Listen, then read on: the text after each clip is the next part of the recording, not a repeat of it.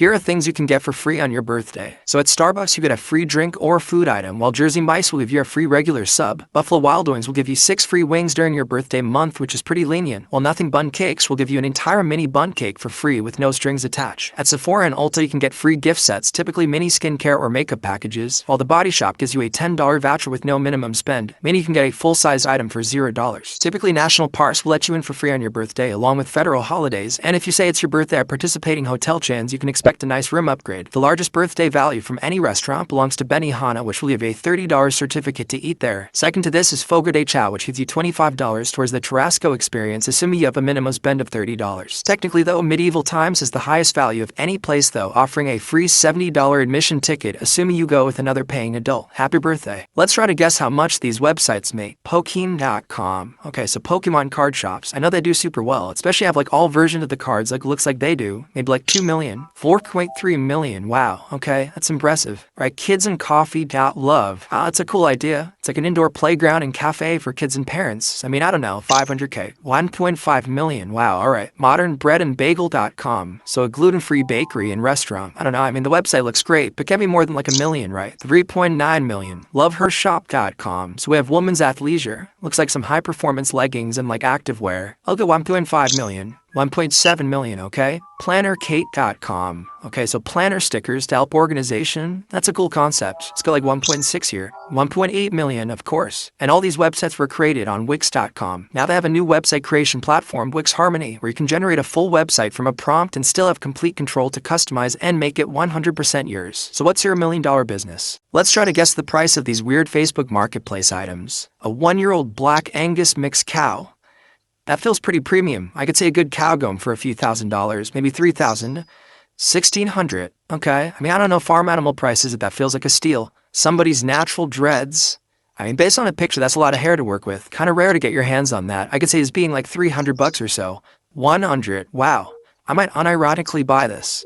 Ultra rare Cheez-It. I mean, that does look pretty crazy. 3 infused in 1. That's no joke. I could say it come for like $100, maybe a good collector's item. 1 million? Alright, so it's like a joke listing. A whoopin'? It's like a hitman, basically. Hopefully not too expensive, though. Pretty weak looking fist, to be honest. I'd say like a bootleg hitman would be like $1,000. Free, wow, okay? That's great value. And Gavin? I didn't know you could buy people on Facebook Marketplace. I think they ran the numbers, though, and a human is like a few $1 million, maybe like 2.5. No, $32. You're worth more than that, Gavin. Imagine being an 8-year-old boy and being forced to eat cat feces out of a litter box. 8 years of your life and all you know is pain and suffering. When you were born, your mother had no love for you, so she shifted you off to your grandparents. But by 7 years old, she regained custody of you and you were forced to live with her and her new partner. And like 2 of your half-siblings. Because you leave your grandparents, you have to go to a new school. And once you get into a new school, within 1 week, you're reported to CPS. CPS gets involved because of all the bruises on your body, and you also ask your teacher, is it normal for you to bleed when your mom beats you with a belt? Unfortunately, CPS closed the case because they felt like you were in no immediate type of danger. When you get home, your parents are very angry and they deprive you from food and water. They decide to punish you by beating you with a wooden bat and a belt. And once they were done, they locked you up in a cabinet and told you had to stay there and tied ropes around your legs and your arms so you wouldn't move. The next day, they untie you and they send you to school, but they send you to school in girl clothes to embarrass you as another form of punishment. One day after your beating, your mom decides to severely punish you by making you eat cat feces. Once you vomited that out, she forces you to eat the vomit and then beats you some more, ties you back up, and then shoves you in a cabinet. Now, at this point, you just want to die. You don't want to be there and you feel like death is the only solution because you're just so tired of the beatings and the pain because you just don't receive any type of love from your mom or your father. So you get to school and you write a suicide note, but your teacher sees it and reports it to CPS again. CPS decides to intervene and then asks your parents that, if anything happened to you. Your parents just said no. They didn't even check in with you. And then they closed the case again.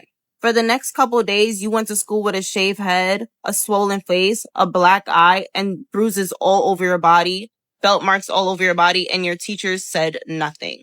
Days later, paramedics come to your house and they find you. You have rope marks on your ankles and your wrists, cigarette burn marks all over your body, bruises all over your body, and you have BB gun pellets embedded into those bruises. Your 2 front teeth was knocked out, your skull was fractured, and 3 of your ribs were broken. Not to mention you smell like vomit and urine, and you were extremely malnourished. You arrived to the hospital, but unfortunately for you, you died 2 days later. This was the case of 8-year-old Gabriel Fernandez. He was failed by his parents. He was failed by the system. He was failed by his teachers. He was failed by CPS. This boy grew up and knew nothing but pain.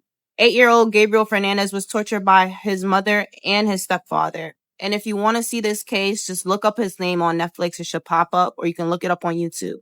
I'm 5 months pregnant inside of Walmart at the self-checkout line as a customer, not an employee.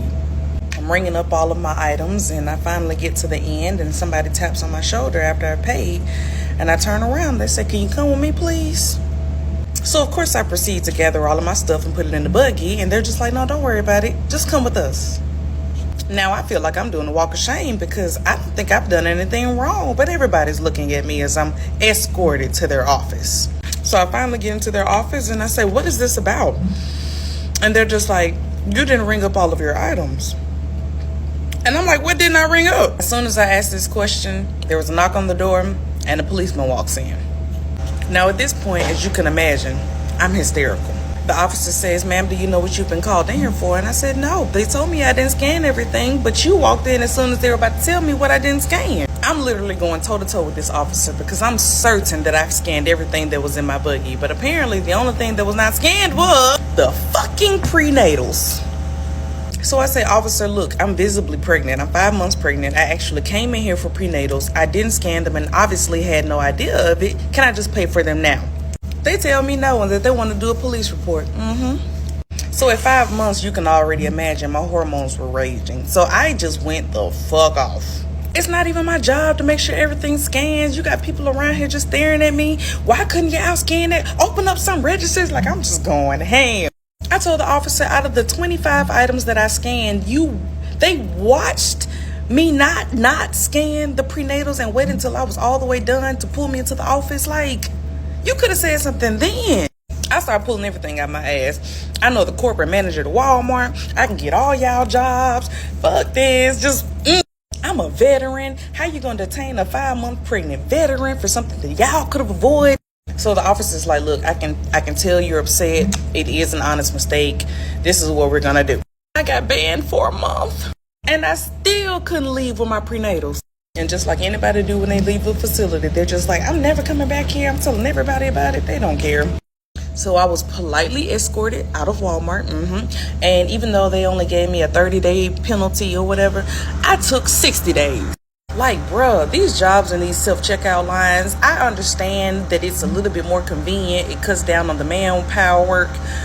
But if you're going to be doing stuff like this for people who are not trained to do your job, then y'all need to get some people on them register.